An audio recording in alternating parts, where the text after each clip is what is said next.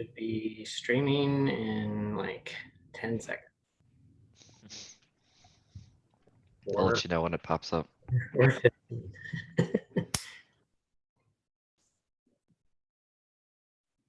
It's thinking about it.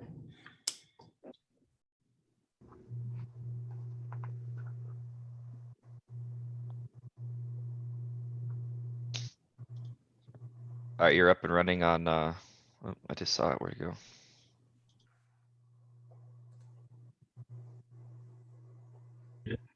There we go. Is it going? All right, it's live on YouTube now. Yep. Okay, good. Chris, can you hear me now? Yeah, we can hear you now, Norm. Yeah, thank you. I do a quasi thing. I use my handheld plus my computer because I've never really set up my computer, Okay. but That way, as long as it works. everything we show on your computer, okay? Yeah, I can see that fine. Good. There we go. Yeah. Thank you. I'll be right back. Is it going? All right, it's Andy? live on YouTube now. Yep. Okay, good. Morning. Hear me now? Yeah, we can hear you now, Norm. Oops. Yeah, thank you. I do a quasi thing. I use my handheld plus my computer because I've never really set up my computer. Okay. I have to stop the live stream after it's going on my computer. Otherwise, it really freaks me out because I thought we were having a conversation again.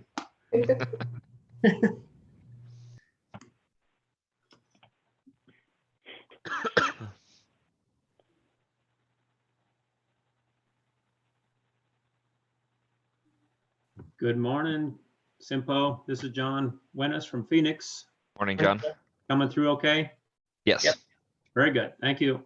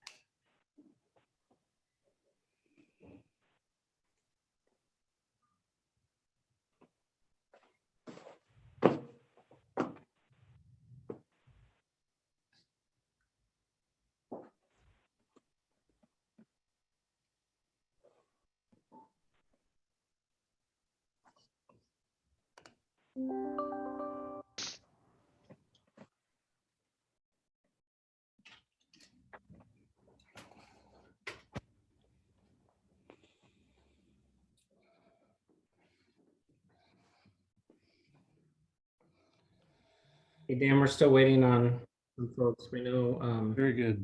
Ian's not going to be here. Frank's just now trying to get in. Okay.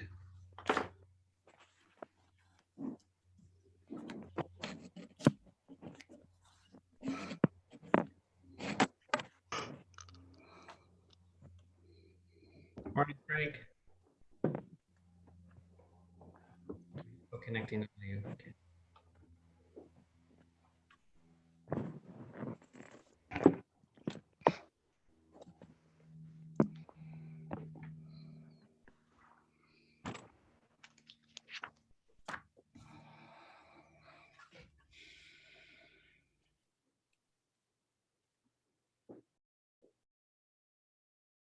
So Allison, once Frank's on, we have a quorum, right? You heard from Mr. Hanks? No. Okay. Ian's the only one that, and he wrote Allison this morning and said he wasn't going to be able to make it, but he would defer to what the TAC chose. Okay. Sounds good. Okay. Yeah, it looks like we have 5 members. So we have a quorum. All right. Morning, Frank. How are you? I'm good. Sorry, I'm a couple minutes late, but It's okay. hopefully It's figuring out the morning. computer. Yep. It's all good. All right. I'll call this meeting to order. This is the Central Yavapai Metropolitan Planning Organization Technical Advisory Committee meeting. This is sort of a special meeting, Thursday, May 21st, 2020. Allison, would you like to do a roll call, please? Sure. Chairman Cherry, Present. Vice Chair Marbury, Present? Member Hanks, absent. Member Davis, Here. Member Mattingly is absent. Member Roth, Here. Member Winnis. Present. Great. Prescott National Forest seat is vacant, but we do have a quorum. Excellent. Thank you very much. Can everybody hear me? All right. Yes. Yes. Okay, very good.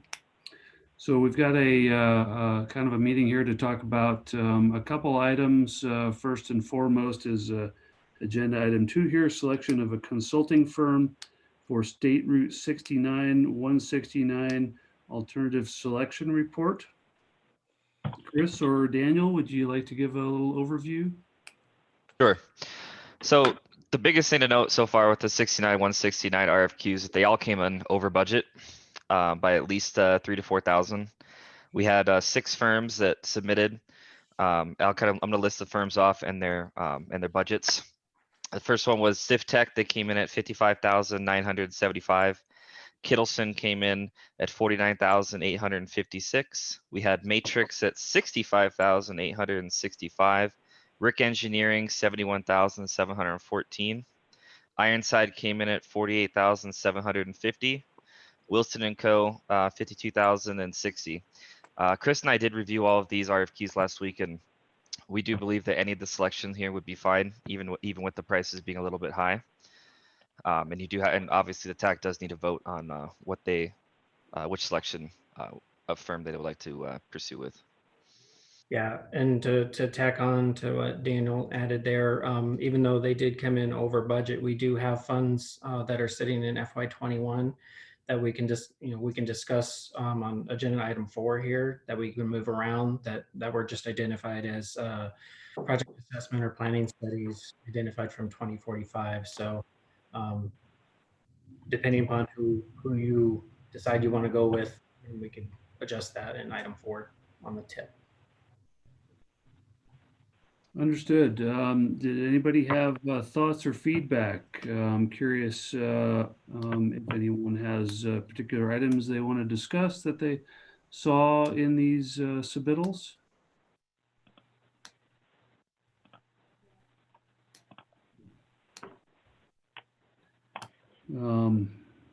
Certainly have some opinions of my own. I'd be happy to start some discussion. We have experience with a handful of these firms that submitted for 69, 169. Obviously, if we're talking roundabout, I think it's key that we have someone with good roundabout experience. I think most of these companies had that. I kind of relied more on some of the information they presented with regards to their approach on the design, and shared their thoughts as to how this might proceed. I was particularly impressed with the submittal from Kittleson, and would be looking for thoughts as to whether that would be something others would be interested in.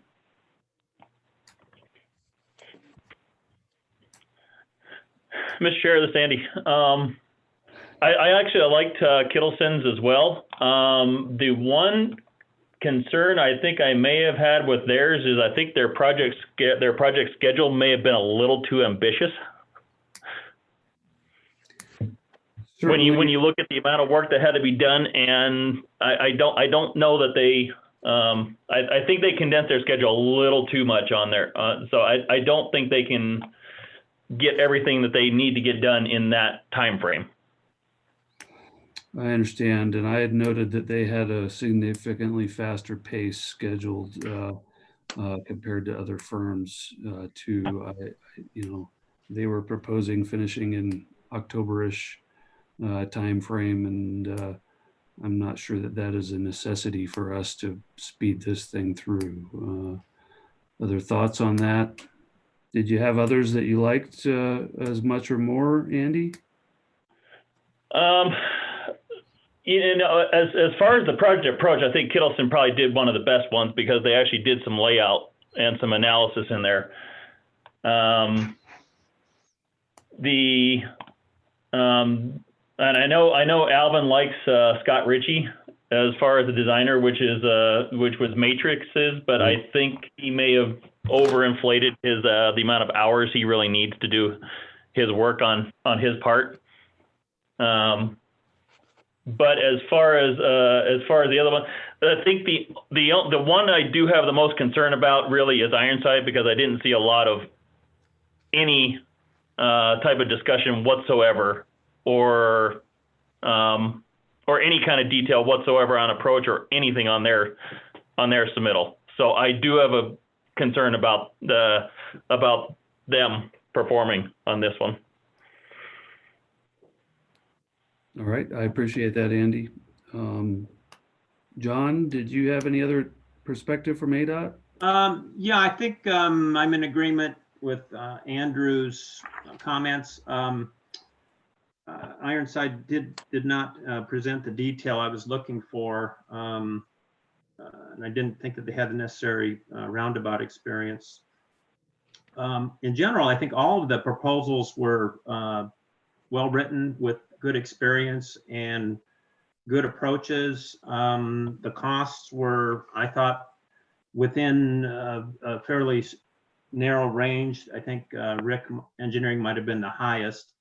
There was nothing in there that blew me out of the water, considering the amount of work that we're asking them to do. I think the schedule that for Kittleson again was a little bit brief. I'd be in agreement with that. I did hear a comment from Daniel Harmonic that Wilson and Company's cost was $62K, and I just wanted to clarify. I think I've got that written down as $52K. Yes. So I don't know if that's just a note. One other comment I had, I noticed on Matrix submittal, they did not include a schedule. And so I was concerned about just no lack on that.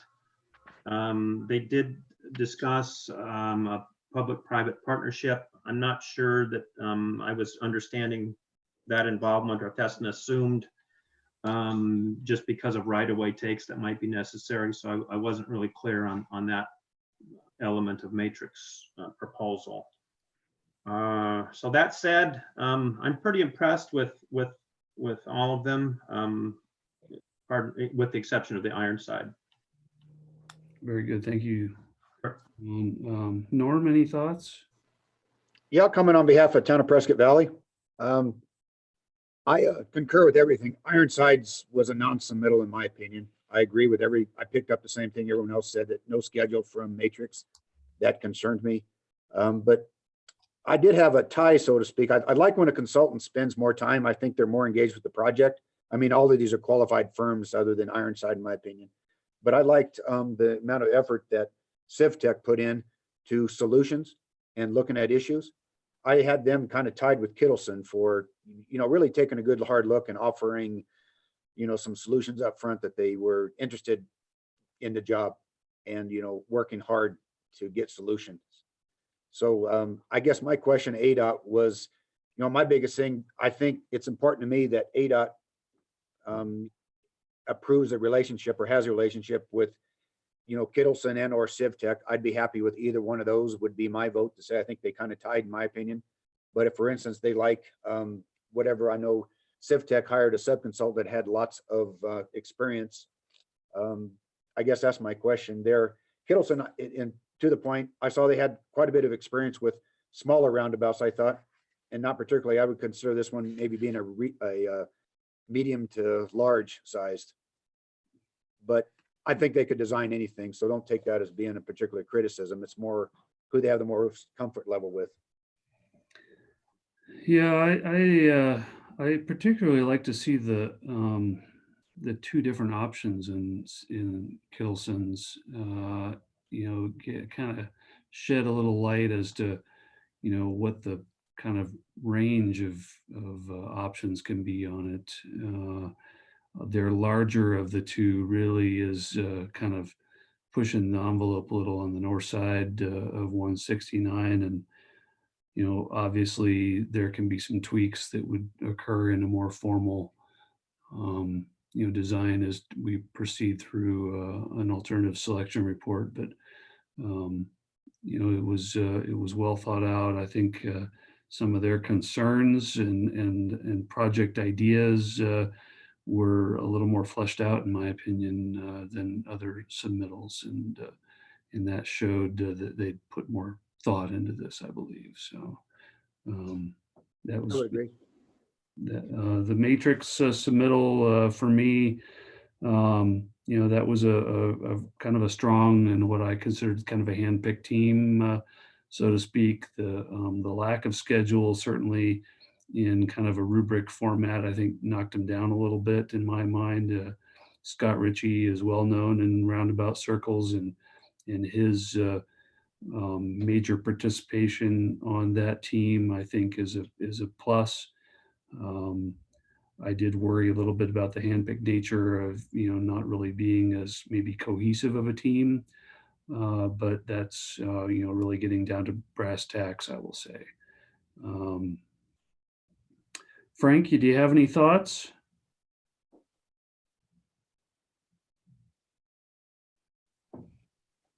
We lose Frank.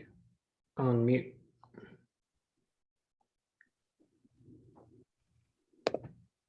Frank, if Can you you, hear me now? yeah, there you are. Thank you, sir. Two different mute buttons. Sorry.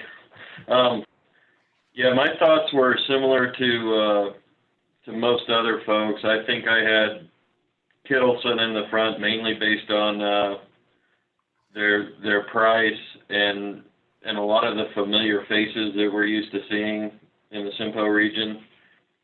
As far as traffic, I did like that they had some mention in there about stakeholder engagement as well. But other firms, I've worked with CivTech before, haven't worked with George White in particular, but the firm itself I have no complaints with them. Matrix, not sure. I know Alvin's introduced me to Scott a few times, so I know Scott's got a good deal of experience in roundabouts, and I'm sure Sam could probably pull that team together, even if they're kind of a hand-picked team. But AECom's another one that I've worked with before in past projects, and I'm sure they have the resources to do this as well. Yeah, I don't think AECom submitted on this particular one. AECom submitted on 89A Robert Road. Oh, that's the other one? Yes. Okay. Okay. So, but really, when it comes down to price and team, I would kind of kick in for Kittleson on this one, knowing that a lot of the firms are qualified, and we probably wouldn't go wrong, like I said, with any of them except for maybe Ironsides. Yeah, I think if you consider, and I know we're down to dealing with, just a few $1,000s in some cases, but the quality of the submittal weighed against the price, I think also put Kittleson as in a very strong position on this.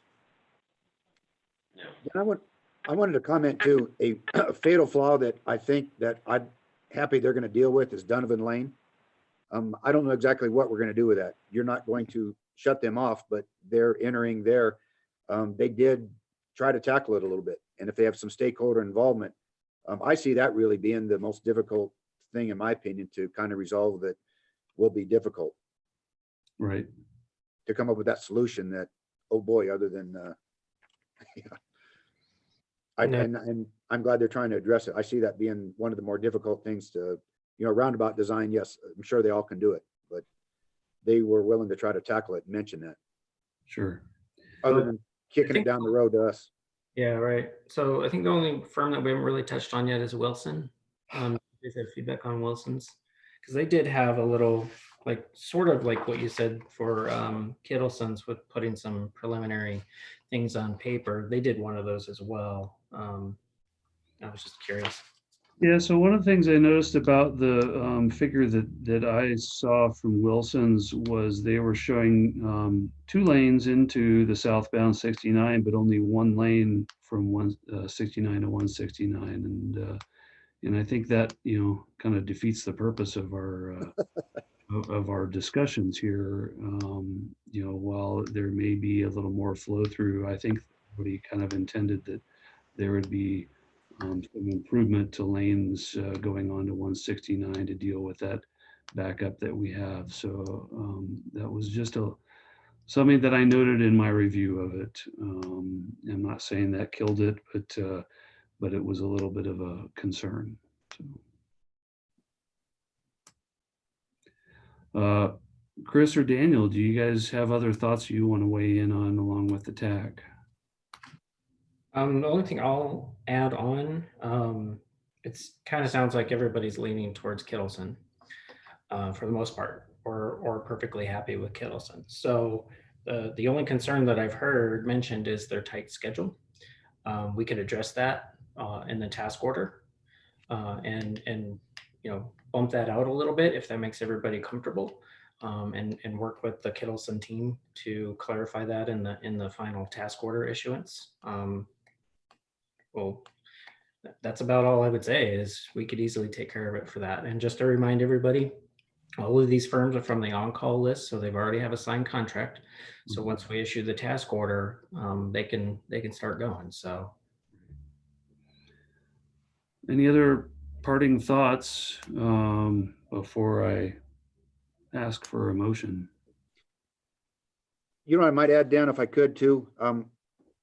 I like the stakeholder involvement because I do know we've got lots of interests on the northeast corner from the town of Prescott Valley.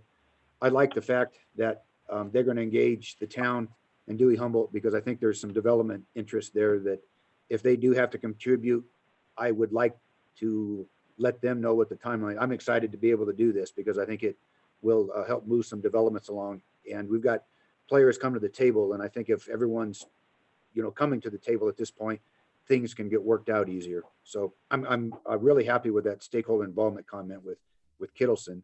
And I might comment too, yes, the timeline I'm not concerned with.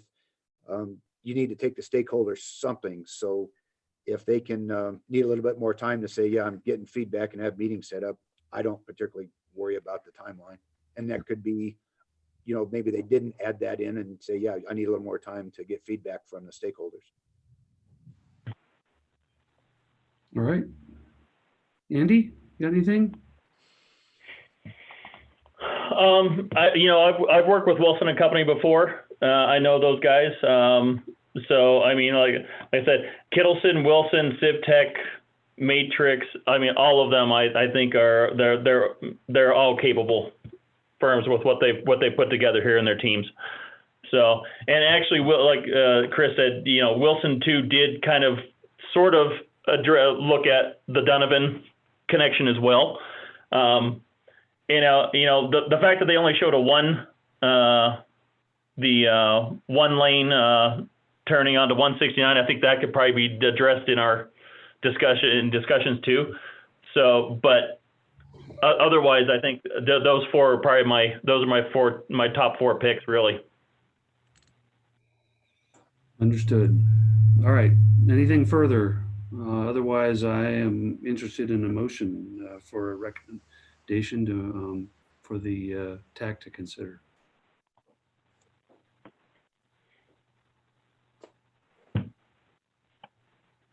Well, I will make a motion. I'll make a motion to recommend proceeding with Kittleson on this, if someone would be willing to second that. I will second that, Mr. Chair. All right, thank you very much. And I will do a vote by roll call here. We'll start with Vice Chair Marbury. Aye, or yes, or whatever I'm supposed to say. Thank you. Member Davis. Yes. Member Winnis. Aye. Member Roth. Yes. And Chair makes it unanimous with a yes as well. So I think that's a reasonable decision. I think we look forward to working with Kittleson on this, and I congratulate them for a very nice submittal on this. So thank you. All right, moving on. Item number 3, we have selection of a consulting firm for State Route 89A at Robert Road, traffic interchange alternative selection report. We also had 6 submittals for this one. That was Burgess Maple, AECom, Kimley Horn, Ironside Engineering and Development, Wilson and Company, and WSP. Mr. Chair, question from John, Yes, John, if I sorry. could. Yes, back to, before we get into the State Route 89, on State Route 69, 169, do we have to consider a second and third choice going forward in case something happens with our number one choice that we can't negotiate anything, or is that not necessary? And I might direct that question to Daniel. Good question, John. The fact that we have a price already kind of proposed, I think, limits our likelihood of needing to re-enter discussions. I think we're comfortable with that price range. If anything, I think maybe the discussions have stated that there's been some willingness to maybe relax the schedule a little bit, which I suppose could affect price, but maybe not affect it in an adverse way. Daniel, do you have thoughts on that? Chris, do you have anything for this one? I'm not sure if we kind of have backups here too if we need. Yeah, I hear what John's saying, and normally we would definitely say give us your top, 1, 2, 3, rank them all in order. But normally we wouldn't have necessarily a price set, and there might be changes through negotiations of contract that could be in the way. I see very little hurdles on this since they've already signed a contract. I wouldn't anticipate it being a problem, but I would say just to be safe, if you could amend your motion in the second to include who you would have as the second, and then we could do that on the 89A Robert Road one as well, just so we have a backup. I think that would help Daniel and myself, just in case something does go bad. Then that way we don't have to start over again or come back to the TAC and do all that. All right, very well. With that, I guess I would like to ask each of our members that we have here to name a company that they had as their second place firm and see if we have a majority in that. I believe the ones that I heard mentioned most often were CivTech and Matrix, but I would certainly, obviously entertain others as well. Does anyone have an objection if I do kind of a roll call for a second place, and then I can amend my my motion? Sounds good to me. Mr. Chair, Very good. question, if that's okay. Yes, of course, Frank. Wanted to ask Andy, Wilson, in my mind, came in almost in second place, so to speak, once you kick out some others with the price, but I'm not as familiar with the work. I think Andy said that he was familiar with them. Yes, that's correct. They're one of our on-call consultant designers. So I've worked with them before. Dan Merrim, I'm very familiar with his with the work that his company puts out, and it's usually very good. Okay. Okay, so yeah, Mr. Chair, I would, if you're asking for opinions. Yes, I was going to start with you, Vice Chair Marbury. Okay, I would almost go with Wilson. Just to me, there's close enough in qualifications that the price to me would make that matter. But so I'll throw my hat in for Wilson. Very good. Member Davis, I think you'd indicated CivTech, but do you want to confirm that? Yes, I'd like CivTech second. Okay. And Member Wennis. I'd like CivTech second. Okay. And Mr. Roth. That's a hard. I would say I'm probably more familiar with at least with the traffic side of it, with probably the CivTech team, when it comes to the roundabout expertise as opposed to what Wilson has. But like I said, but probably CivTech second, maybe Wilson third. Okay, very good.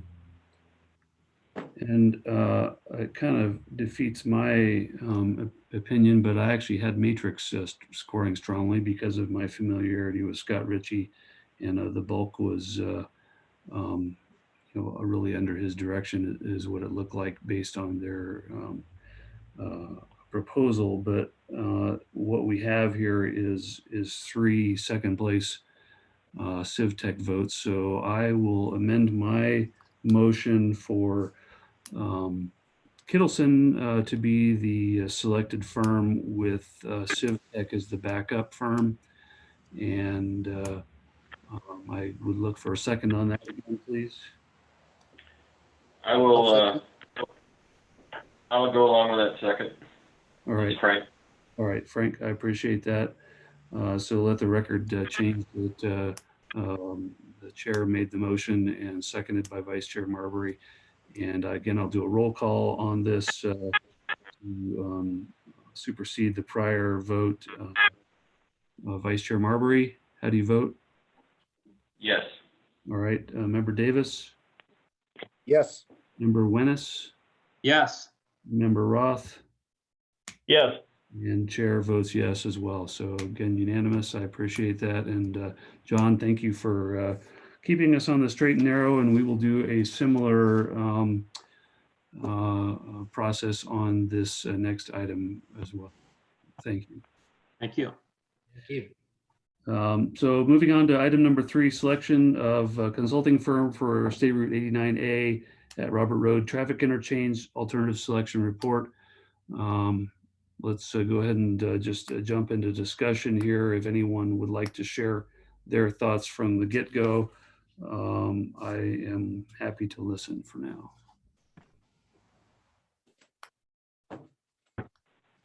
Yes, Mr. Chair, it's Andy. I think the same feeling here on Ironside as Member Davis put to. I don't think we actually got a proposal out of this one that actually had anything that we could really review. It was pretty lacking in any kind of detail whatsoever. Certainly agree with that, Andy.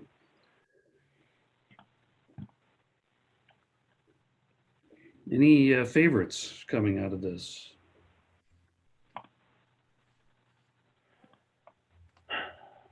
I'll start off with my opinions. Obviously, we have a strong working relationship with AECom based on our recent regional transportation plan for 2045. I think that they have done an admirable job on that. The submittal from Burgess and Neipel also was one that I found to be a very strong submittal. And I certainly would like to point out that I think our Wilson and Company submittal was our lowest cost one. Yeah, actually, if I could, Daniel, could you run through the each firm and what their cost proposal was, just so we all know? Sure. Burgess and Neipel came in at 64,957. AECom came in at 64,711. Kimley Horn 64,440. Ironside 63,950. Wilson and Co 58,695. And WSP was the only firm that came in over at 80,998. Very good. Thank you, Daniel.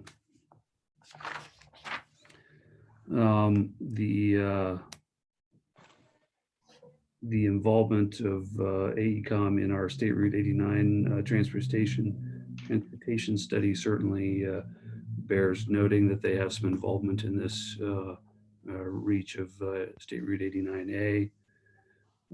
Also, of course, Burgess and Neipel has their State Route 89 transportation study, as well as the Strategic Transportation Safety Plan. That gives them certainly some advanced knowledge of the situation out here. The kind of the development background and the TI information that Burgess and Neipel put forth, I felt was fairly strong. The Kimley Horn submittal, I think, had an excellent overview of past studies in the area to kind of set the table well. They have some traffic interchange experience that certainly qualifies. Wilson and Company had experience in McGuireville, so they've worked in certainly the county. That's one that we still would love to see some improvements on that one over in the Verde Valley. Speaking from a county standpoint, that team at Wilson, I think, is well positioned for this. They had some out there. Figure 3 there, I noticed, had a couple bridges with an alignment to make that work. But I did appreciate that they had their lowest cost proposal of the bunch. WSP, as was mentioned, it was a significantly higher cost at $80K, whereas everyone else was right around our budgeted numbers. That's certainly something that is a little bit of a hit to the submittal, but they, of course, have excellent traffic exchange experience. And I like their discussion of the specific problem areas that was shared as part of their proposal. And if I could jump on, and I did a lot of thinking about why potentially they came in higher like that, because we kind of had the same thing on the 69-169 with Rick Engineering as well. If you pull up the tip, and this is what we've done historically in our areas, we focus on the federal funds for the budget because we try to use in-kind time as much as possible, if not 100%, right? So, but we still have to show local match in the tip. And sometimes that might be confusing if they don't know that. Of course. That could be what led to that higher number, because if you look at 65 plus local match, it actually comes out around 81 or 82. So that's my guess on that. But again, I will mention, if WSP is something you really wanted to pursue, we do have budget capacity in FY21 to be able to move around. But again, it is part of the scoring, so to speak, even though it's consensus, was cost. So that is part of it. So I just wanted to mention that just to get it out. Very good. Thank you. Sorry, Mr. Chair. This is Andy. I was just about to ask you, Andy, if you had opinions, since obviously traffic interchanges are much more of an ADOT business than they are local jurisdictions. So. The only comment I would have about WSPs is I think if you looked at their staff experience was a little bit on the lower side of the other submittals. As far as their project managers and their traffic leads,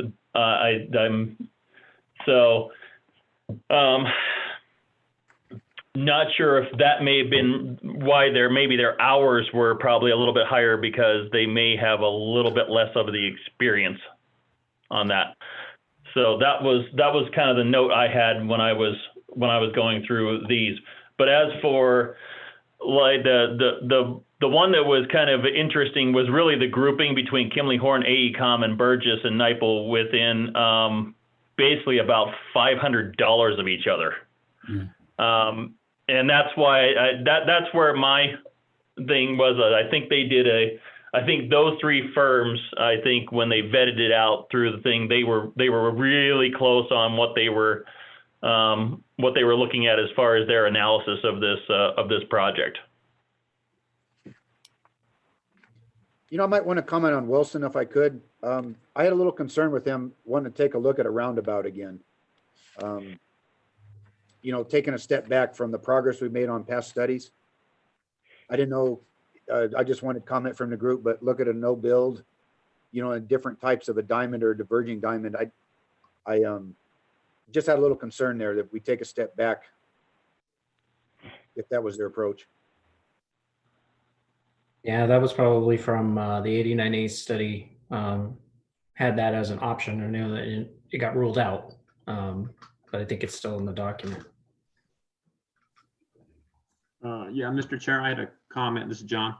Hey, John, yes, please. Yeah, to build on Norm's comment, I was confused as well about the figure showing a roundabout and labeled the Hudson interchange with a diverging diamond. It wasn't really explained in the proposal.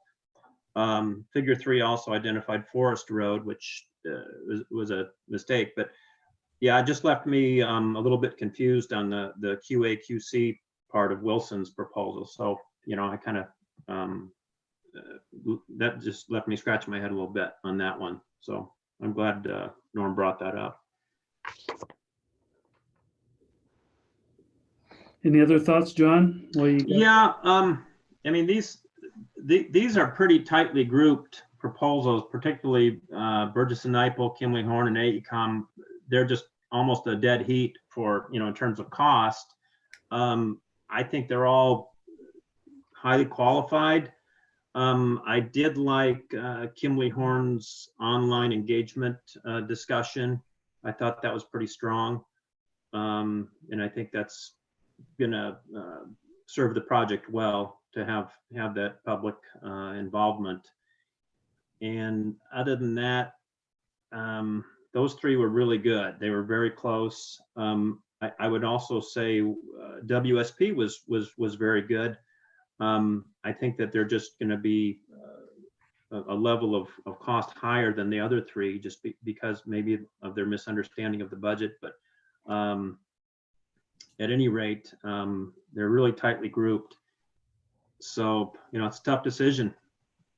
Ironside, of course, I agree, was just non-responsive. They really didn't emphasize what we were looking for. So those are my thoughts at this point. All right. Norm, do you have thoughts? Any others additional thoughts? I know you've shared some already.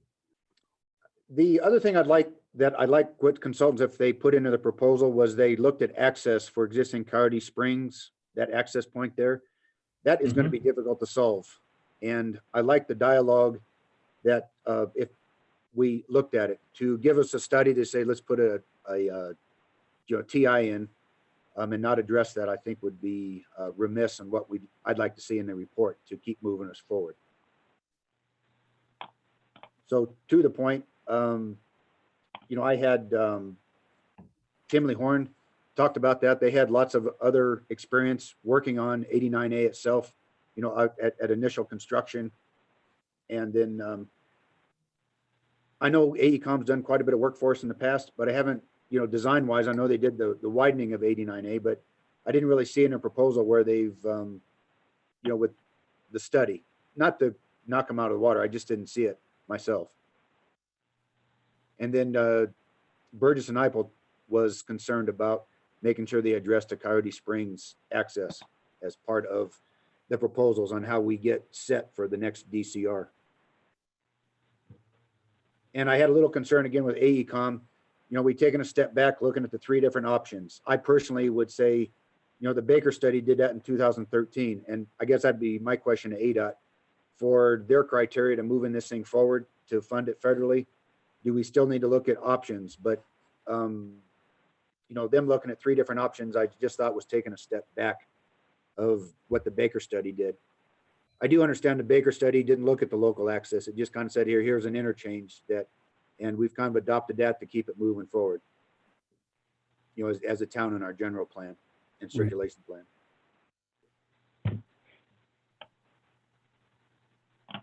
Very good. Thank you, Norm. Frank, do you have any thoughts? I think it's been covered pretty well so far. I either know of the work of pretty much all of them except for Wilson, or have worked with them in particular. I have worked with AECOM in another jurisdiction on doing some design work, but it was different engineers, but I'm sure the firm all works together. So I wouldn't worry about that too much, but I think, you know, when you look at it, Burgess and Nyepel and Kimley Horn and even Wilson, from that matter, I'm sure could do it. I would almost defer a little bit more to Prescott Valley and ADOT on this one, you know, with their opinion since it's in their jurisdictions. But I think I think John mentioned it. It's a tough call. So I'd be happy with any of them, to tell you the truth, that of the main ones that are mentioned. Well, how about if I put people on the spot here a little bit and ask each of you to give me a number 1 and a number 2 ranking and see if that kind of gets us down to a preferred recommendation. Norm, would you like to go first on that? Sure, I got Kimley Horn as 1 and Burgess and Eipel number 2. Okay.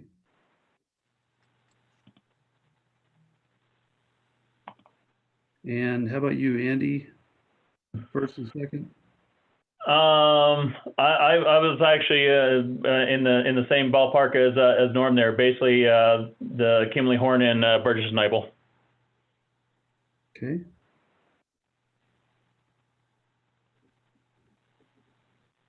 And John? Yeah, I'm going to be a broken record, but those sound good to me. Number 1, Kimley Horn. Number 2, Burgess and Eipel.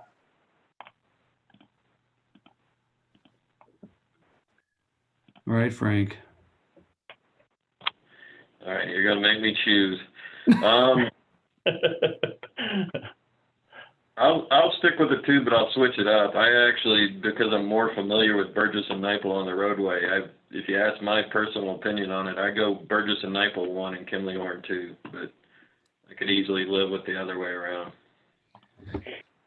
Very good. I had Burgess and Eipel as my number 1, and really was very close between Ecom and Kimley Horn on the second, but I think we have a majority, certainly Kimley Horn as number 1 and Burgess and Eipel very close second. So I am looking for a motion, I guess, for a recommendation along those lines.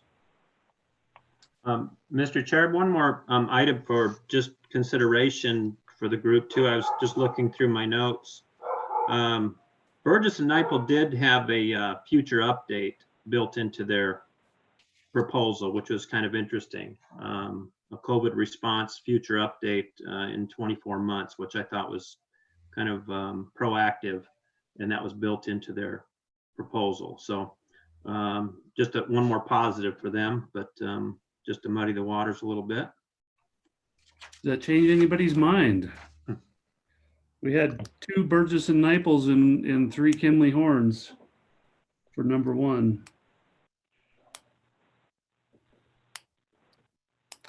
If not, then I'm looking for motion.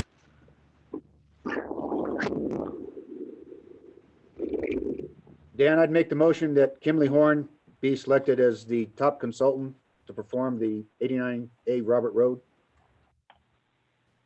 project assessment, and Burgess and Eipel is number 2. Very good, Norm. Thank you very much. How about a second from someone? I will second that. Great. Thank you. That is a motion made by Member Davis and seconded by Member Roth. I will do a roll call vote again for this. Again, the motion is moving forward with Kimley Horn with a backup of Burgess and Eipel. Vice Chair Marbury, do you vote? Yes. Okay. Member Davis? Yes. Member Roth? Yes. Member Wennis? Yes. And Chair Dan Cherry makes it unanimous with a yes vote. Thank you, everyone. And thanks for all the submittals. It was, I have to say, I'm glad that it was only 6 per, considering how many people on our on-call list. So nice of everyone to put in the effort on it, and that is greatly appreciated by CYMPO region as a whole. Anything further on that before I move on? I was gonna say, just so you all know, Daniel and I will reach out to the top ranked firms and start working on the task order. I didn't hear anything about any potential changes with Kimley Horn, so we'll just move forward with their proposal as is for the basis of that, and we'll keep you all updated. Great. All right, wonderful. Thank you all. Item number 4, review, discussion, and possible action to select projects for future planning studies and recommend approval to amend the FY 2024 MTIP. Chris? So we did set aside all of our SPR funding in FY21 for studies like this.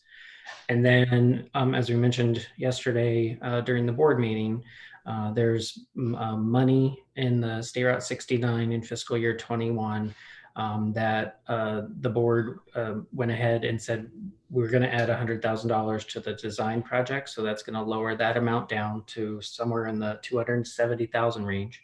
So really, we're working with total the 125 plus 270. This is something that will be coming back after the end of the fiscal year. We're kind of looking at how our budget has been impacted with the stay-at-home order and all that. We're seeing some savings on the admin side here, but during that process, we did find out the new obligation authority or the current obligation authority rate is different. So with us spending down all of our STBG money on the 2045 plan, it showed that we might need to make up $28,000 somewhere, but we may not have to do that at all.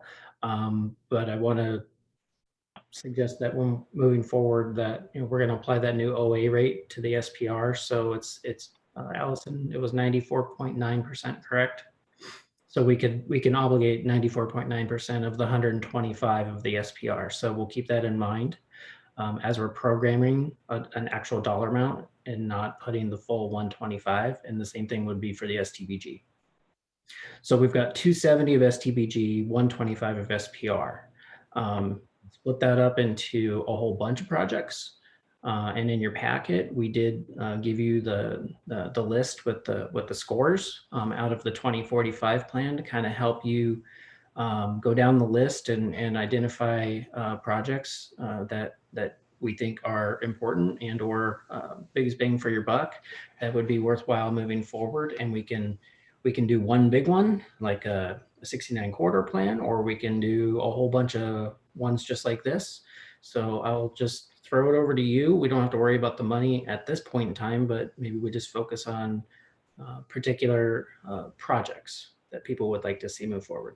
Okay, so we did have a little bit of discussion about this at the last TAC meeting as well. And I know there were a few references thrown out, and the ones that come to mind were State Route 89 at 89A, eastbound ramp improvements. I think that is project ID AO, if I'm not mistaken. Is that That sounds correct. Okay. There was some interest in perhaps the Great Western project that would go to the north. I believe that would be phase 1, project ID number or letter P. Does that sound correct?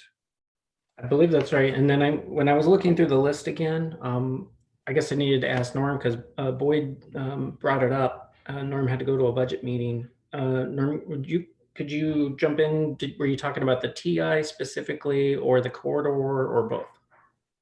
The corridor especially. We're seeing a lot of movement with land divisions out there, not planned subdivisions. Mm-hmm. So we've got concern about, how we get that done of, so we're not buying houses in the future. Right. And preserving the corridor. So that study's been, what's been 2008, I think. So it's been about 12 years. Just wanted to dialogue about it with all the activity we're seeing, not only between what town of Prescott Valley is seeing for development interest, but, and the unincorporated county been seeing quite a bit. Dan may want to comment on that too. But as far as providing access, are we looking into it? It's about my only comment, because obviously with the land division, they do it on the cheap. They don't do any engineering and planning. Right. Dan, have you been seeing the same thing that you've been Yeah, witnessing? certainly. So that area out there to the west of Paquito Valley has just been going nuts, as we all know. Most of that traffic's dumping right onto Paquito Valley Road, and then of course onto Viewpoint, and we're all suffering a little from it, especially those that live out there, but there isn't a whole lot of teeth the county or the town have to control it at this point. It's just driven by development and the desire for building new homes out there and whatnot. So it's I don't object to some additional studies on things, at least to show that it's still on the books, and we're still considering it. To what level, of course, is the question. Do we go? It's again, construction of anything out there, we would have always kind of hoped that it would be somewhat developer driven and there would be developer participation.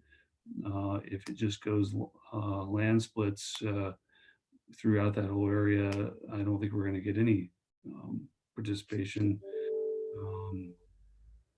And that would be unfortunate, of course, for both of our jurisdictions. So I certainly don't mind talking about it and perhaps some scope development for us, looking at what we can do, maybe at least to try to start working on reserving a corridor. Even out of our current 2045 plan, just speaking in favor of regional, roadway planning, I know even Chino Valley's interest on how we move traffic around, 89 is landlocked. And I think if we look at our 2045 plan, it's one of the corridors that is, going to be in failure if we don't look out for an alternative. Sure. And, I do remember 12 years ago when I was, we did this study, I remember the big landowner and it says, I don't care where you put the corridor, just let me know where you're putting it. And, let's talk about getting the right of way. At the time, he was ready to say, yeah, you had to pay him for it. Obviously, he didn't just want to give it away, but I was at the time intrigued that we didn't have any money just to say, yeah, let's buy it at rangeland price and just reserve it. Because obviously we spent a great deal of time with the study to say, hey, we narrowed it down.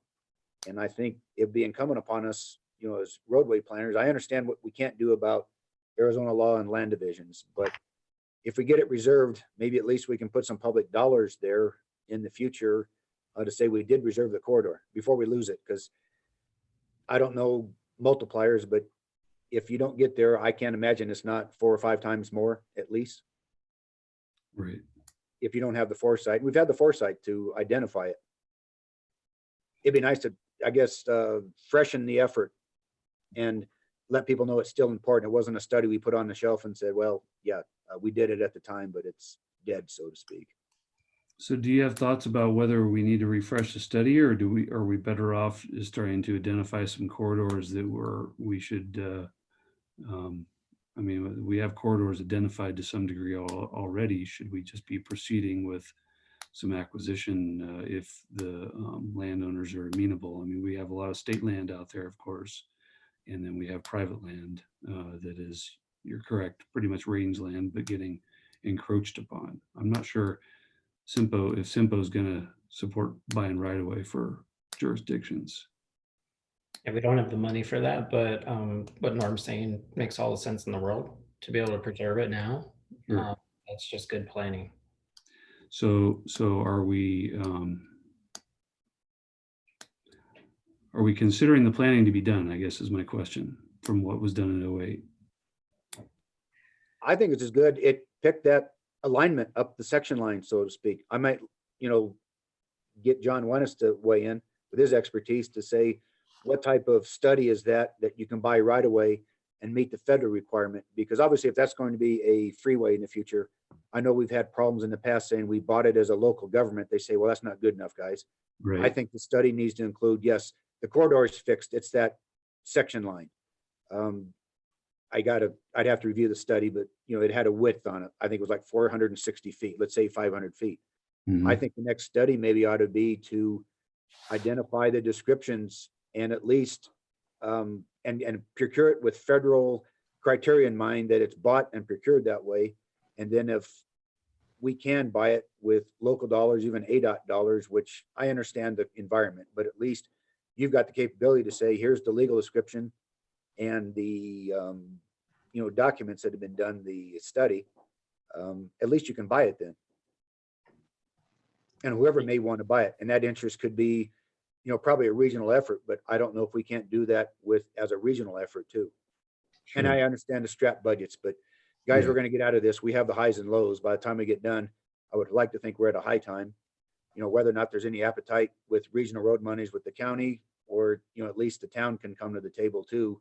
If, we got players that coming to the table, and even Chino Valley, up with their interest in the future for access. Yeah, Mr. Chair, this is John Phoenix. Yeah, Norm, we did a DCR on a project down here in the last few years in the Phoenix area, where we studied a corridor for the State Route 24, kind of on the east side of Phoenix, and we had a corridor there that is now programmed for a new highway development. At any rate, the discussion about the right-of-way was interesting.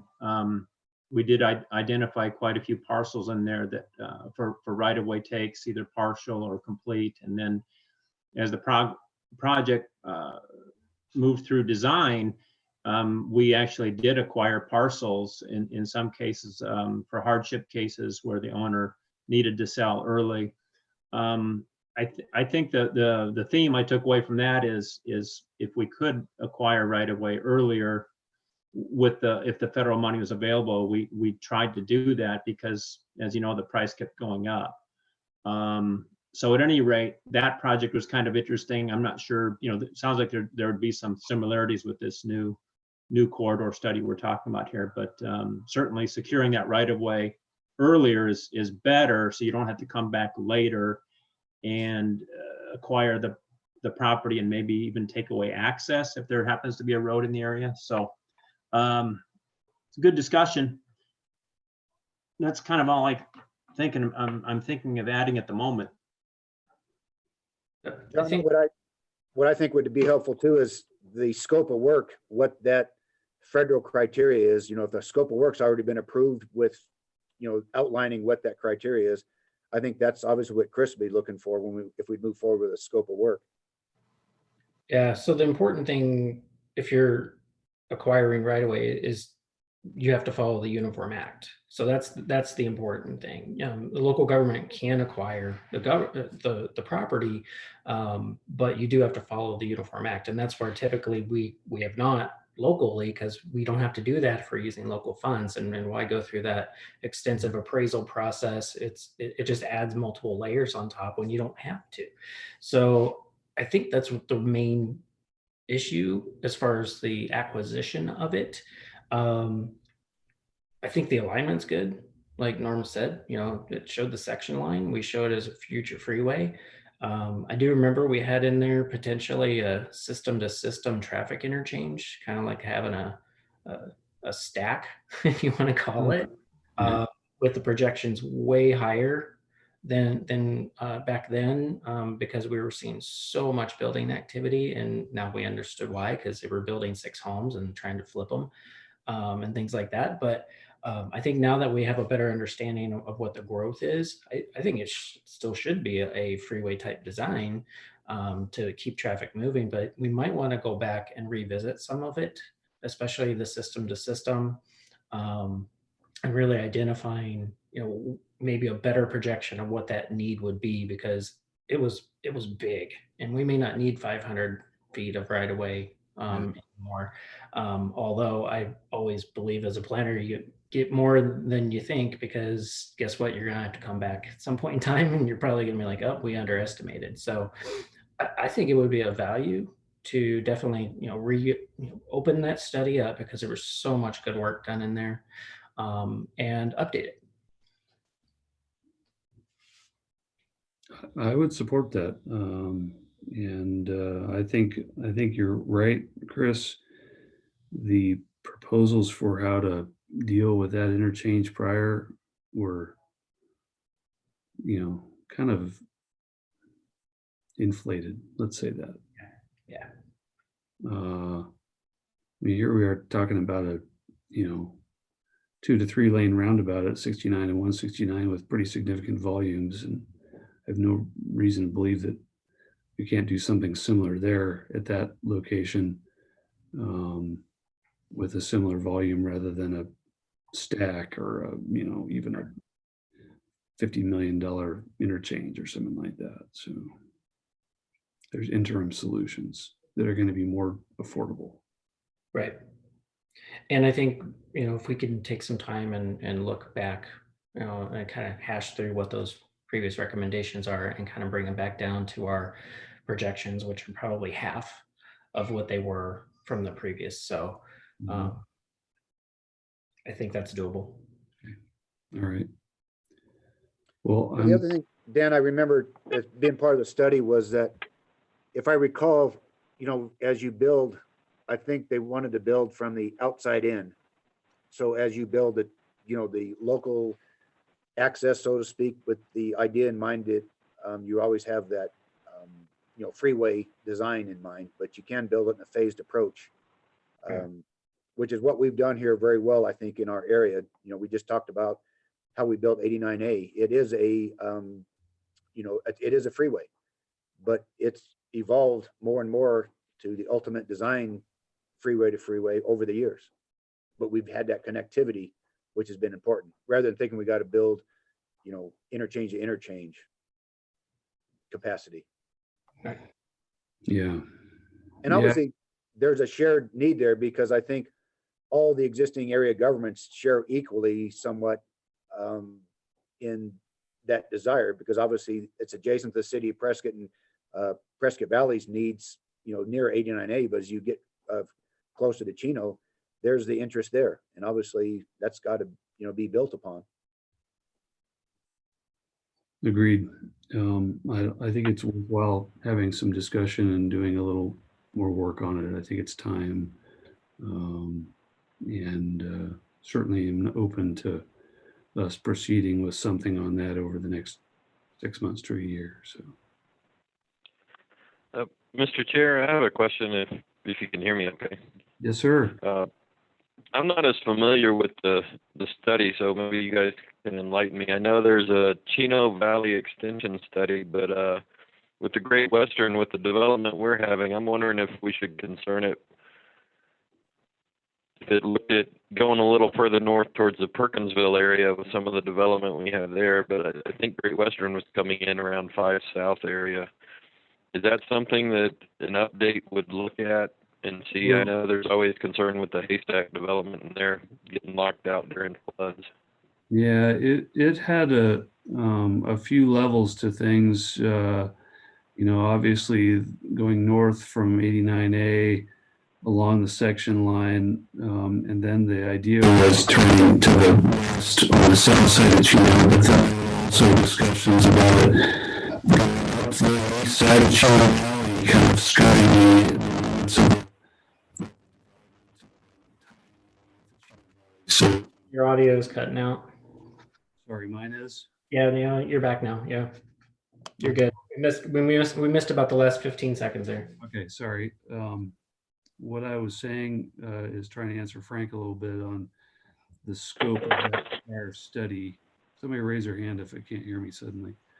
But it included a few different parts, and going north up the section line from the proposed interchange location was part of it. But then there was a tie into the south side of Chino Valley to 89.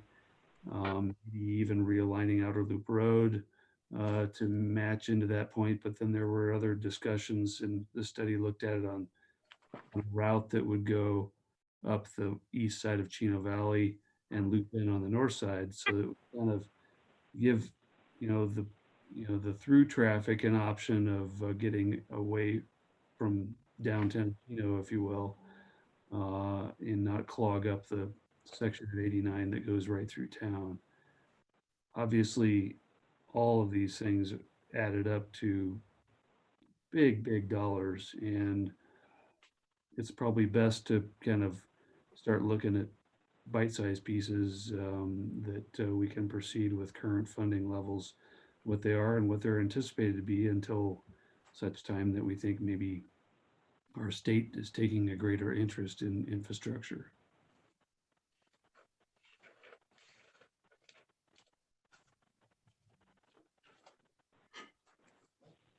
Any other thoughts on that particular item?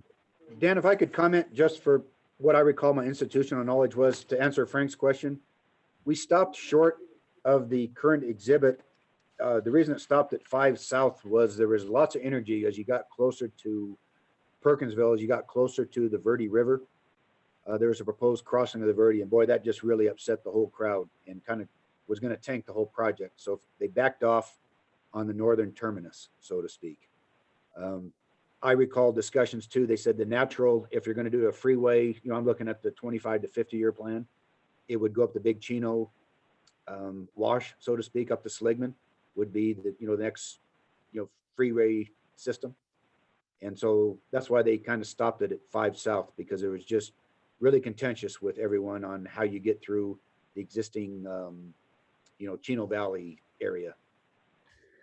Yeah, and I think you're kind of combining a couple different long-term regional plans on that, Norm. I may be wrong, but what I recall in the Great Western study was always just kind of tying in on that north side, like around 5 North, and then we had the separate kind of discussions about something that would kind of skirt the east side of PV and east side of Chino and eventually, yeah, crossing the Verde River there in the canyon of, and you're talking a whole new alignment for that thing as well. And that's, you might as well be building a new interstate if you're doing that.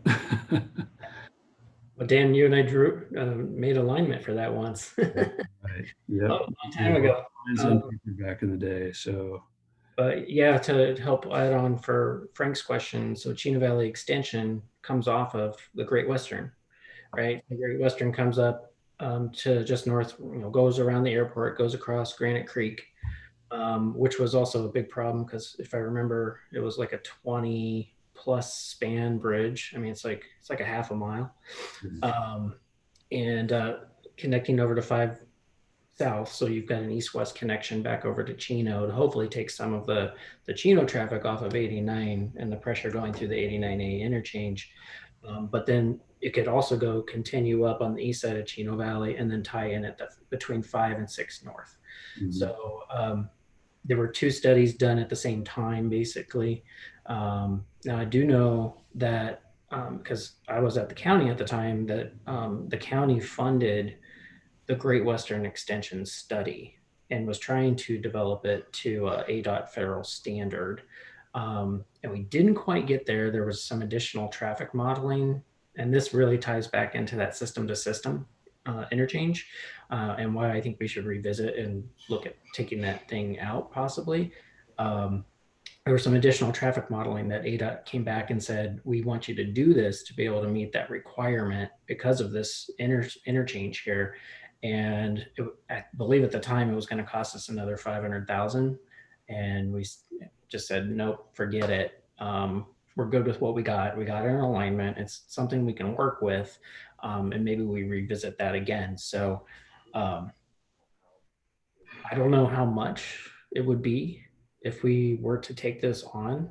500,000 we don't have, but if we're doing a kind of taking what's there, not reinventing everything and refreshing it, I think that 200,000 plus that's left over out of the 69 money in FY21 would probably get eaten up entirely with just that.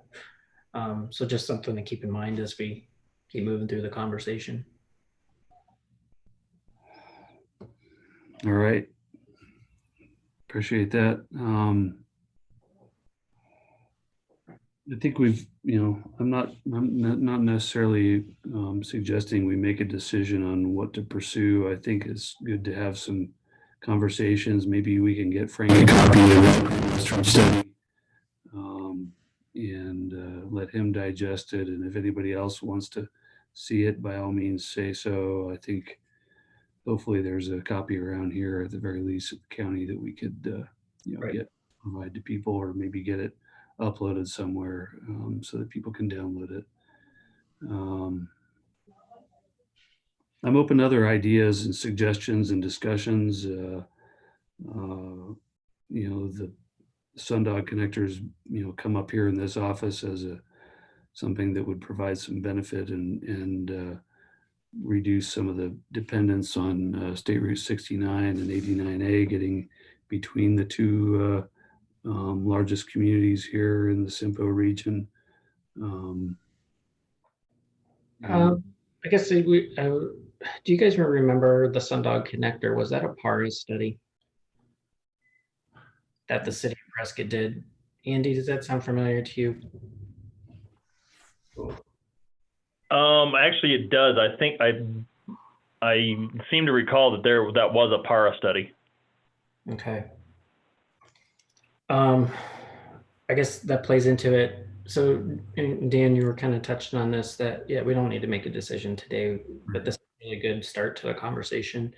We might want to take that old PARA study out too and kind of look through it and see what else we might have to do to it. I thought it had a pretty good alignment at the time. I know the folks in Yavapai Hills weren't very happy about it. I guess we should probably just kind of look at that, relook at the Great Western Corridor, try to dig up copies of all these things, and maybe we can get back together in June or July or August or whatever. It's not an emergency, but at least so we have something at the beginning of the fiscal year, so we know what we're moving forward with, if it's one big study or not. But I think we definitely need to go back and relook at that and give, obviously Frank some time to get more familiar with that alignment for Great Western. But I think we should do the same thing for Sundog. Yeah, and really, there's not a rush on this, considering where things are with revenues and whatnot right now. And maybe it's good for us to take a little bit of time and consider the decisions. I don't want to necessarily fund some massive study that sucks up all of our money in one thing, and then we're missing out on opportunities for smaller ones as well. And so if there's a way to pare back on something and spread the money around in a few different locations, I think that's maybe a wiser move over the next year, just since there's a lot of uncertainty. Yeah, and we do have money each fiscal year of varying amounts, so it's not to say this couldn't be in year two, any of these 2, 3, 4, 5, right? Which is a good idea to plan ahead for what you're going to plan for, if that makes sense. Plan for your planning. But on your point about maybe some cheaper, more affordable things, and one of the things that's big on the list, or near the top of the list, comes to like adaptive signal timing study on Willow Creek, 69, and Glassford Hill. Yeah, that's probably something that we could do for a lot cheaper. It's not going to be cheap because it'll take time. It takes a lot of effort to get an adaptive system put together. But that could be something, as far as like the bang for your buck and for the cost and the benefit to the public on Glassford 69 and Willow Creek, would be a tremendous impact for them in a very short amount of time. It's something we could actually turn around and deliver relatively affordable, to go along your lines of smaller things. And I think as a great idea is, it wasn't clear to me whether the city was already moving forward on some of that work on Willow Creek or not. If not, then I certainly think that's an outstanding idea. Similarly with Glassford Hill, if the town has interest in something in that respect there, I love that idea, because there's a reason that those all, came in highly ranked. It's big bang for your buck. So, Dan, I was holding my comment while Chris was talking, but I agree with Chris. I'm glad he spoke up. It's nice to do something besides saying, oh, we got these big projects, we can't do anything because we got no money ever. Look at the 89A projects. We did the study 2 years ago. I keep pointing out, we delivered some, small projects, but they made a big impact. And it is visible that we did something in a phased approach. Incrementally, we're going to widen these roads, but we're not a big urban area that got behind and spending, hundreds of millions of dollars to build a route behind South Mountain because they got behind. We're can incrementally do that, and not throwing rocks at the urban area. They have their own different issues, but I kind of like what Chris is saying and what you say. Pass it around a little bit in this time that we can say, yeah, this is what we did, and it did make a difference. It had a big payday, so to speak, of the amount of what you spent versus the impact it had on just what we do, moving traffic better. So I would like to look at those, like you say, with some, see what that dollar volume is on the adaptive signals. If there's an ability to, knock one off each year, over the next 3 years. Right. And we'll be 3 years down the road before we know it to say, yeah, we took care of number one. It wasn't particularly a favoritism of who it was as much as it's technical, which I like, technically based. Right. All right. Mr. Chair, this is John here in Phoenix. I was just going on the MPD website, and I see that there's two studies in the Prescott area: the Sundog Connector Corridor Study, City of Prescott 2013. That was a PARA study. There's also the City of Prescott Willow Creek Realignment Study, Final Report and Executive Summary from February of 2013. So I can send those links to Allison if you'd like, and if she wants to share those with the group. So anyway, they're both there. So I was able to check those. And of course, you can get them by going on the ADOT website and going under planning and doing a little search through the PARA links, but it might be easier if I just send you the links. Yeah, and I would say the Willow Creek one actually was built. That's right. Yeah. Mm-hmm. So if we could, I would say if you could send along the Sundog one to Allison, she could forward it. That Sure. would be Will okay. do. I'm gonna pull up the list real quick of that you guys have in your packet for the rankings. Just we're talking about the adaptive signals. So 69 adaptive signals, number one. The individual signal timing at Glassford and 69, which I think is something that we could do for relatively cheap. I mean, they're saying planning is $12,000.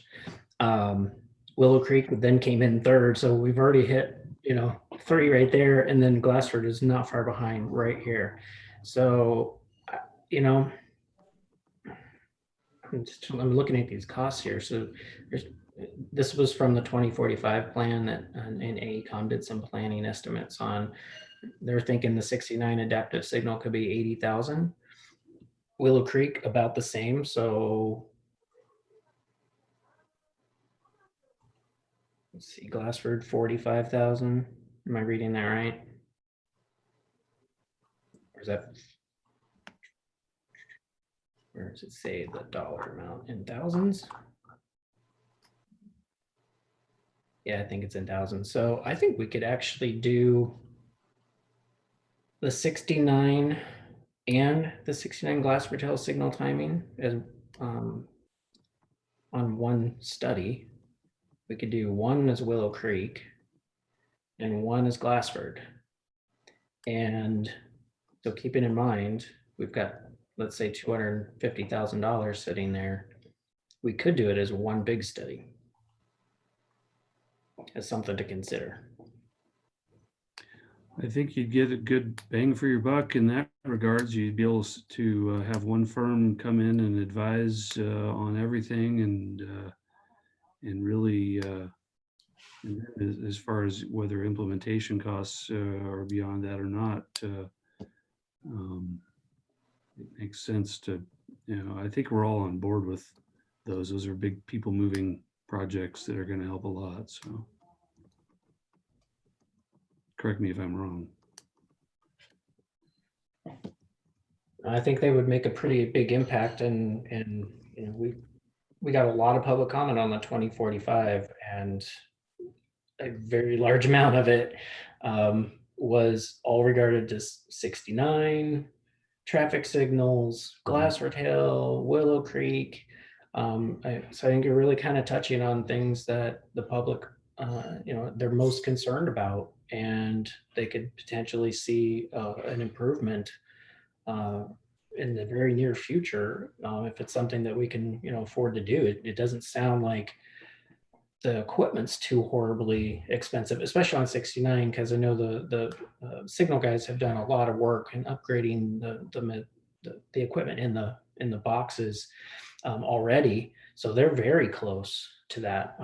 Where I think Ian had said that he's very interested on Willow Creek, but they would have to be looking at some upgrades to the equipment on the roadway. And I know Norm, yours is probably it looks like it's a little newer, so you might have some advantages in your cabinet already that we could take advantage of. But we could take a stab at this and putting together like a scope of work for this as one planning study and come back for our next meeting.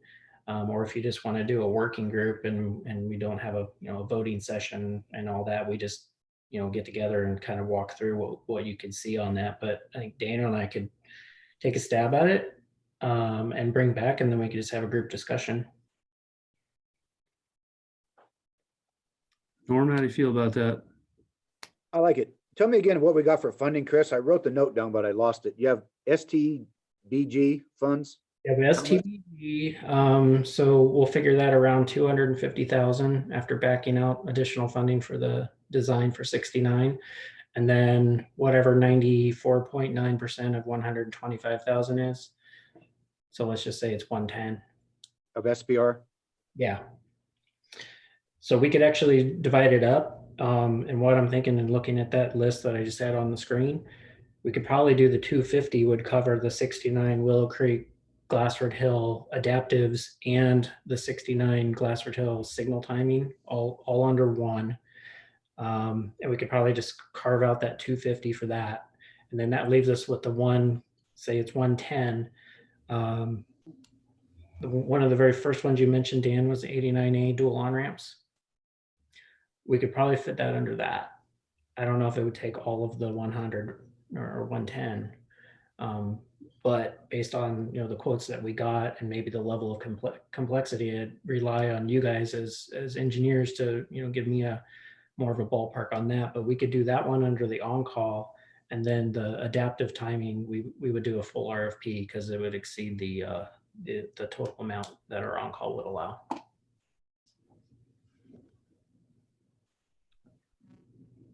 All right. Chris, help me with that item that I think you're referencing. That's AS in the list. And we'll pull it up here. Hold on. Talking the 89A, Norm? Yeah, that dual left. I That's think the it's only. AO, isn't it? It's what did you say, Dan? AO? AO? It's on the top one of the second page, I think. What's AS? No. No? If I can jump in, it's AS on the first page. I think the one you're looking at, Dan, is the westbound ramps.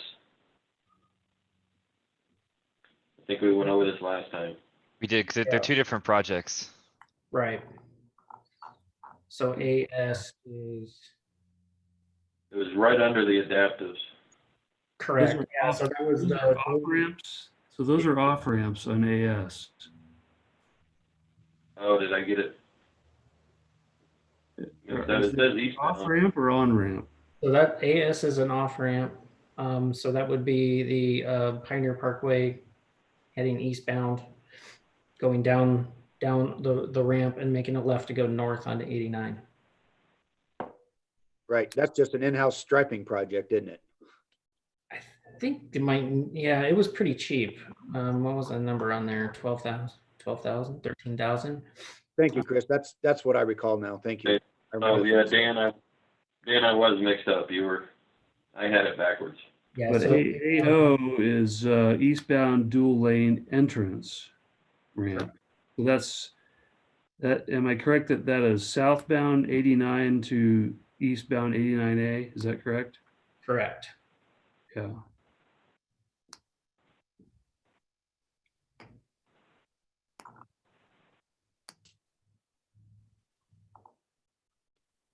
Chris, help me, this money we're looking to scope, that's money, that's fiscal year FY 21 as in our MTIP, Yes, sir.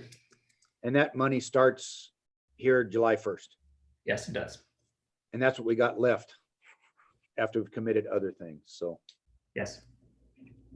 it'd be nice to commit that because our current studies we awarded early in the agenda take place this FY 20. Yes. And I now obligate that money. So we're doing well on spending our bucks, which is always important to me too.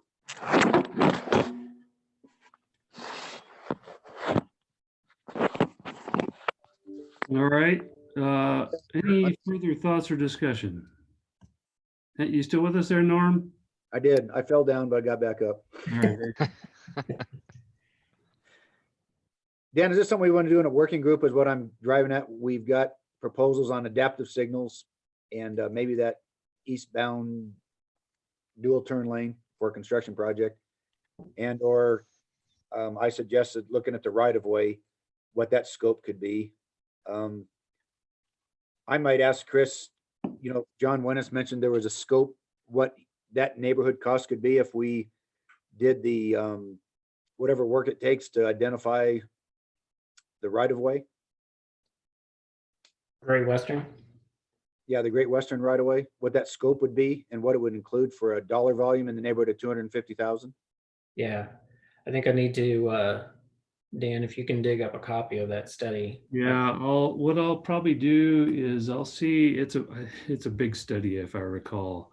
I think we'll probably try to, if we don't have it in digital format, I'll try to get it that way. And then I think we'll upload it. We've got a thing on our website where we usually will post reports for the public to get to. It is not on there. So I think we'll go ahead and put it on there. And if the public hears us talking about it at some point, it gives them a place to go to look at it for anyone. So I'll make that a project here over the next several days for staff to work on. So. Okay. And yeah, I do like Norm's idea.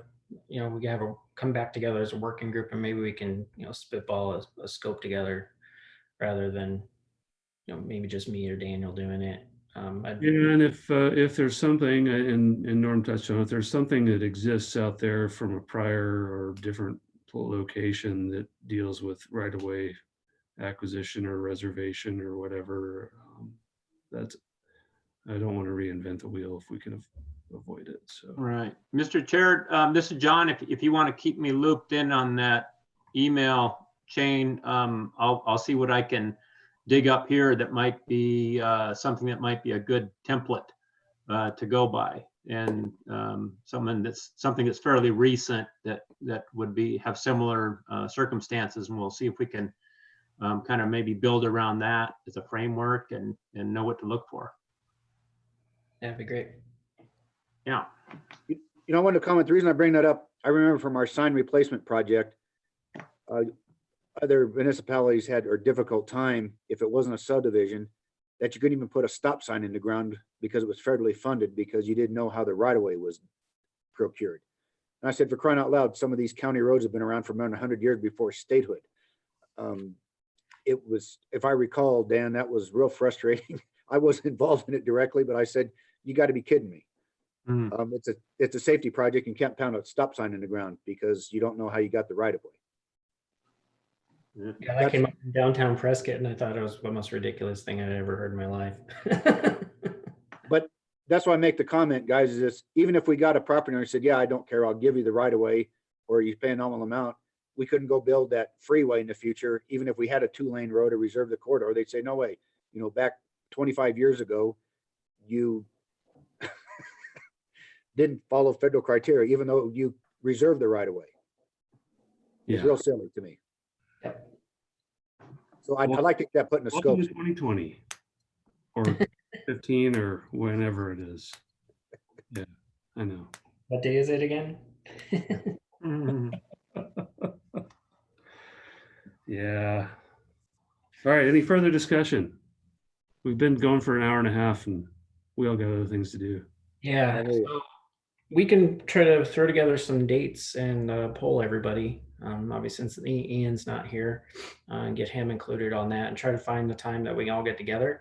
This also goes to the point of we were going to have on the next TAC agenda a discussion about getting back together in person and how we're going to do that.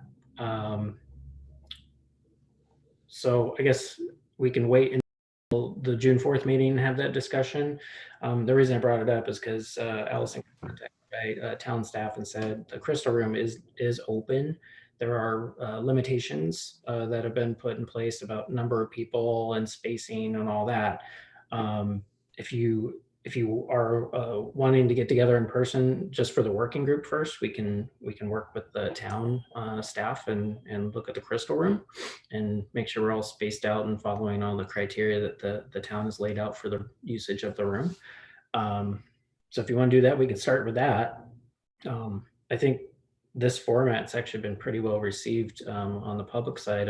The first public meeting we had like this for the board meeting has 87 views already. So I don't know how we get 87 people to ever come to a meeting. Just sit and watch it at home, right? So anyways, we don't have to make that decision today, but I was thinking for the June 4th meeting, we'd have that on the agenda item, if that sounds good. I'm open to whatever. I can continue this way, or we can meet in person. I do kind of miss having meetings in person, but this is productive as well. So, well, if you guys are all okay, we could do try to schedule the working group in person. That way, we don't have to worry about public and all that. Does that work? Works for me, but I'm not going to speak for everyone else. I'm good with that, Chris. I like meeting in person. Yep. It's easy to do the social distancing that I think is very safe. Right. I'll wear my hazmat suit. I just like to vote for in person because I can't even figure out my camera, so.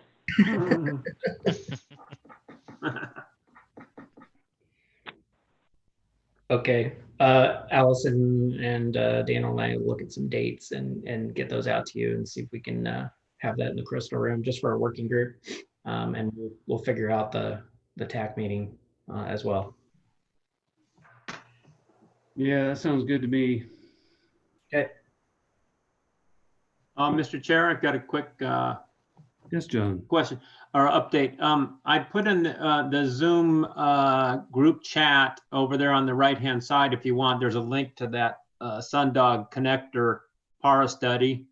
I think you can click on it, it would take you to it, but it's there if you want to copy and paste it. Just an FYI before everybody logs off the meeting, if they wanted to have that. Allison, do you want to just send it out to the entire group, the entire TAC, just so that everybody's got it in an email? I mean, I greatly appreciate that, John. Thank you. Yeah, sure. That way, Ed and Ian have it as well. So, okay. It's been forever since I looked at that thing. So, right. Okay. So we don't need any action on the programming of projects. We're just going to defer it. Yeah, I really want everybody thinking about things. Just if there's something we didn't talk about today, it needs to be discussed. I